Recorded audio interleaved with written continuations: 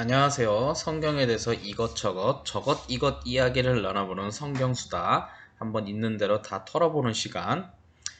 이번에는 북이스라엘의 왕이었던 여로보암 2세에 대해서 한번 이야기를 나눠보도록 하겠습니다. 물론 누군가는 이렇게 생각했죠. 여로보암 2세? 얘가 그 북왕국 창시자의 여로보암과 무슨 관계성이 있지? 라고 생각할 수도 있겠는데요. 그냥 이름만 같은 사람이에요. 성경을 보는 사람들은 좀 구분을 짓기 위해 북이스라엘에 창건했던 여로보암은 1세, 그리고 그 이후에 이제 예후 왕조에서 나왔던 여로보암은 2세, 뭐 요 정도로 하는데 성경에서는 똑같이 여로보암이라고 나와요.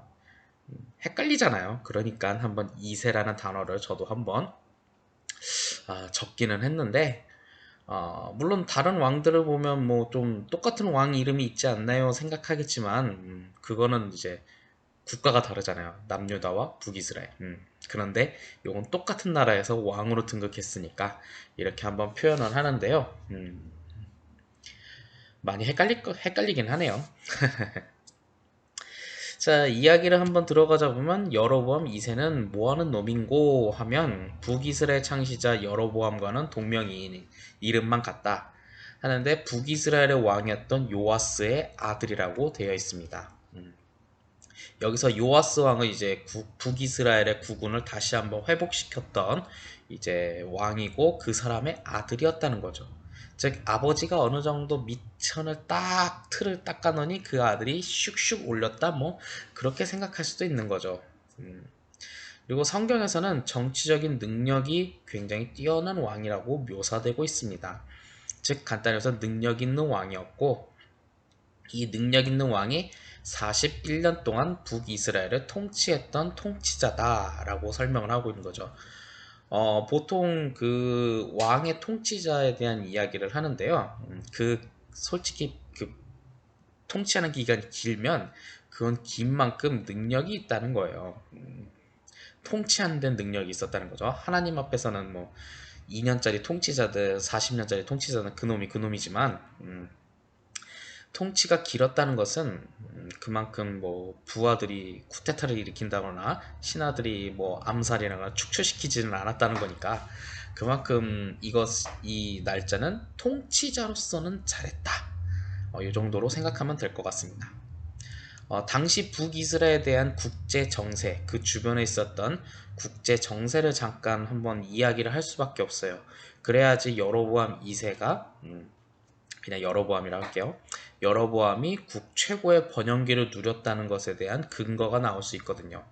그때 당시 남쪽의 남유다는 군사력이 위협적이진 않았어요. 위협적인 군사력은 없었는데 문제는 이 북쪽에 있었던 아시리아 제국이 문제였던 거죠. 그래서인지 아합이 속했던 오므리 왕조의 경우는 이 아시리아의 위협을 이겨내기 위해 페니키아와 동맹을 하면서 견제를 했는데 문제는 그 과정에서 이제 페니키아의 공주였던 이세벨이 그 바알 종교 문화를 다 가지고 내려오니까 좀 문제가 있었지만 이거는 이때 당시 여로보암 2세 때는 이 북이스라엘이라 북쪽의 아시리아 제국이 조금 위협적이었는데 참 이게 운이 좋게도 당시 아시리아 제국은 4분 중이었어요. 정확하게 4분 중이란 건 이제 왕권을 다 놓고 이놈과 저놈이 싸우고 있었다. 그 제국 안에서. 어, 그때 아마 그 여로보암의 아버지였던 요아스 시간에 잠깐 이야기를 했는데 그 아람 다메섹 쪽이 다메섹 쪽인가 거기가 굉장히 북이스라엘을 괴롭히고 있었는데 그 이상 때인가요? 제가 조금 좀 헷갈리긴 한데 그 이상 때 그 다메섹이 괴롭히고 있는데 아시리아 제국이 다메섹을 후딱 쳤어요. 아주 그냥 후딱 치고 그 이후로 바로 내려오지 않고 돌아갔어요. 이것이 바로 그때 당시 아시리아 제국의 내분의 상황이 굉장히 안 좋았기 때문에 유턴을 한 거죠. 그대로 그냥 밀고 들어오면 이거 골치 아픈데 물론 안 내려오게 한 것도 주님의 이끄심이라면 우리가 아멘하고 감사하는 마음을 가질 필요가 있지만 아무튼 그때 당시 때문에 내분 상황이 이 여로보암 통치 상황에도 있었다. 그리고 아시리아 제국의 무관심수 중에 북이스라엘은 평화로운 상태였고, 이렇게 평화로운 상태고 전쟁도 안 하니까 죽는 사람도 없고 돈 낭비도 없고 하다 보니 이것이 이제 영토 발전이나 이제 국가 발전으로 이 역량이 올라가게 되는 거죠. 즉 뭐냐? 이때 당시 팔레스타인 지역에서 이스라엘 사람들이 참 힘들었다 어쩌다 하면요, 다 아시리아 제국 때문이에요. 아시리아 제국이 나쁜 놈이죠. 아이, 뭐 이스라엘 사람들 입장에서 생각하면 그런데, 아무튼 요 아시리아 제국이 무관심을 하니까, 관심이 없이 스스로 자기들 안에서 싸우니까 국가는 발전할 수밖에 없는 그런 상관관계가 좀 있는 거죠. 물론 나중에 이 아시리아 제국이 멸망하고 바벨론이라는 제국이 뜨니 그 바벨론 제국에 시시콜콜 쳐들어오니 사람은 죽어나가고 돈도 낭비되고, 왜냐면 국가 수리하고 복구하고 하다 보니까 돈 낭비되잖아요. 그러면 자동적으로 국가의 경쟁력이 밑으로 내려갈 수밖에 없는 상황인 거죠. 그래서 전쟁 없는 게 제일 좋습니다. 물론 누군가는 전쟁으로 돈을 버는 그런 군수업체도 있지만, 그들이 벌이는 전쟁은 자기네 영토 내에서 벌이는 전쟁이 아니라 다른 나라에서 벌이는 전쟁이잖아요. 그래서 저기 그 태평양 건너 있는 거기 그 나라 있잖아요. 그 나라. 그 나라가 그 부국강병 하게 된 게 좀 이런 면은 좀 있어요. 솔직히 거기서 전쟁은 없었잖아요. 그냥 토네이도 피해 복구가 조금 있을 뿐이지만, 좀 이야기가 좀 옆으로 빠진 것 같은데, 아무튼 그런 상관관계 때문에 이스라엘 국가가 발전하게 되는 하나의 원인이 되기도 하죠. 하지만 그렇다고 해서 그냥 가만히 앉아 있었던 여로보암은 아니었죠. 자, 생각해봐요. 그냥 아시리아 제국이 안 쳐들어오네, 그냥 여기서 그냥 떡떡거리고 밥 먹고 살아야겠다, 그렇게 하지 않고 이 여로보암은 통치자로서의 강한 면모가 있었기 때문에 바로 잃어버린 영토에 대해서 회복하는 데 집중할 수밖에 없었던 거죠. 성경에서 보면 하맛 어귀에서부터 아라밧 바다에 이르는 영토, 베카 계곡에서부터 사해에 이르는 동요르단 지역, 아람의 수도 다메섹, 이렇게 이야기를 하는데요. 참 우리가 그 지역에 살고 있지는 않지만 이걸 간단하게 한 줄로 요약하자면, 북쪽 경계선은 옛날 다윗 솔로몬 시대의 국경선과 일치했다라는 거예요. 다윗 솔로몬 시대는 어떤 때냐? 바로 국가가 남유다가 북이스라엘로 분열되기 이전에 가장 최고의 번성했던 그때 시절이잖아요. 그때 국경선이 거의 일치했다라는 거예요. 이것은 즉 뭐냐? 잃어버렸던 영토 회복 때문에 국가가 분열되고 영토가 줄어들고 하다 보니 당연히 국가 경쟁력은 바닥을 내려갈 수밖에 없는데, 그걸 다시 회복시켰다는 것은 엄청난 업적이라는 거죠. 물론 누군가는 이렇게 생각하겠죠. 아니 뭐 국가 영토가 넓은 게 뭐 국가 발전이랑 무슨 관계예요? 그럼 우리나라 대한민국은 뭐 영영 그렇게 살아요 하는데, 지금 현대 시대는 잘 뭐라고 좀 여러 가지 복잡성은 있지만, 옛날 고대 시대 때는요, 땅덩어리 넓은 것이 이거예요. 왜냐, 땅이 넓어야지 그만큼 사람도 많아지고, 땅이 넓어야지 그만큼 세금도 걸어들이고, 땅이 넓으면 이제 그 다른 나라 상인들이 지나갈 때마다 통행료를 내고, 요런 식의 국가 발전이 아주 좀 단순했거든요. 지금은 좀 너무 복잡한 것 같아요. 참 복잡해서 여러 가지에 대해서 관심 좀 아는 사람들이 좀, 그러니까 다양하게 아는 사람들이 지도자가 되는 경우가 좀 많죠. 단순하게 살면요, 옛날 고대 시대로 빨리 가라고 그래요. 그래야지 지도자 할 수 있어요. 아무튼 다시 이야기는 원점으로 돌아와서, 여로보암의 이런 정복 활동이 다윗 솔로몬 시대 최고로 강성했던 그때랑 거의 비슷하게 됐다. 그러니까 갈 때까지 갔다. 여기서 더 가면 아마 아시리아 제국이랑 좀 싸울 수도 있으니, 괜히 내분하는 거 자극해봤자 괜히 걔네들 단결시키면 큰일 나잖아요. 그래서 아마 여기까지는 최대로 합장을 했던 것 같아요.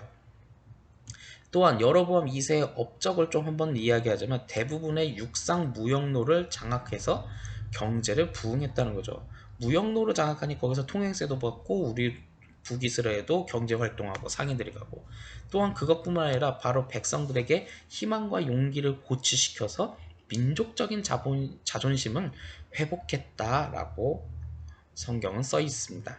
그만큼 그때 당시 사람들이 굉장히 인기가 치솟아오르니 41년 동안 통치할 수 있는 가장 큰 비결이었다는 거죠. 아무튼 이런 거 보면 여로보암 2세는 굉장히 운이 좋았다면 좋겠지만 또한 그것을 실현시키는 것 또한 그의 통치력이 있었고 또한 성경에서는 그것에 대해서는 긍정적으로 평가하고 있죠. 성경에서 말하는 여로보암 2세에 대해서는 이렇게 말을 합니다. 열왕기하 14장 26절에서 27절의 말씀에 보면 이는 여호와께서 이스라엘의 고난이 심하여 매인자도 없고 노인자도 없고 이스라엘을 도울 자도 없음을 보셨고 여호와께서 또 이스라엘의 이름을 천하에 없이 하겠다고도 아니하셨으므로 요아스의 아들 여로보암의 손으로 구원하심이었더라 라고 말합니다.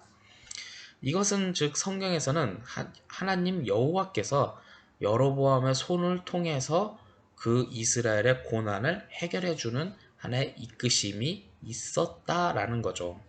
즉 뭐냐, 누군가의 개인의 의지가 아니라 바로 성경은 우리에게 말하는 것은 이 또한 하나님의 이끄심이었고 그것에 또한 하나님의 능력이었다는 것을 성경은 말하고 있는 거예요.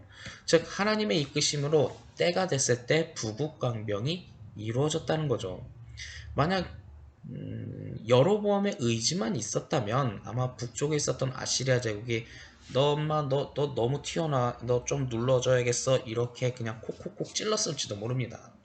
강대국이 콕콕콕 찌르면 뭐 그냥 약소국은 좀 깨갱하는 좀 슬픈 일이 좀 있기는 하지만 그것 또한 하나님께서 그 아시리아 제국의 내분 상황을 이끌었기 때문에 또한 그 이끄심으로 이스라엘 민족들이 함께 할 수 있었고 고난을 이겨낼 수 있었다라는 거예요. 우리는 이 부분을 통해서 하나님의 이끄심, 여호와의 이끄심이 있었기 때문에 위기를 이겨낼 수 있었던 하나의 리더십이 있었다라는 거예요. 좋은 리더가 있고 그냥 하나님이 그냥 이끄는 것이 아니라 그것을 이끌어가고 할 수 있는 좋은 리더를 가진 리더가 있었고 그것을 통해 하나님의 이끄심이 있을 때 우리는 진정으로 평화를 누리고 진정한 강대해지는 부국강병의 꿈도 실현할 수 있다는 거예요. 그렇기 때문에 좋은 리더 잘 뽑으셔야 합니다. 누구 뽑으라고 내가 얘기 안 해요. 왜 하필 그냥 나는 그냥 주어진 커리큘럼 순서대로 하는데 왜 하필 대선 시기랑 겹쳐가지고 진짜 아주 언론에서 그냥 치고받고 열심히 싸우시는 것 같아요. 누군가는 말하겠죠. 이기는 편이 내 편. 예, 그러지 마시고요. 이기는 편에 붙는 것도 좀 좋을 수도 있겠지만 그 이기는 사람이 하나님의 이끄심에 순종하여 나라를 이끌어갈 수 있는 사람을 세워야 하지 않을까라는 생각이 듭니다. 예, 근데 그 여로보암 나중에 이제 다음 주에 할 얘기지만 여로보암이란 왕이 그닥 하나님 앞에 좀 순종하지는 않았어요. 하지만 하나님은 그를 통해서 이스라엘 고통받는 이스라엘 민족들을 구원하는 역사를 일으켰다는 거죠.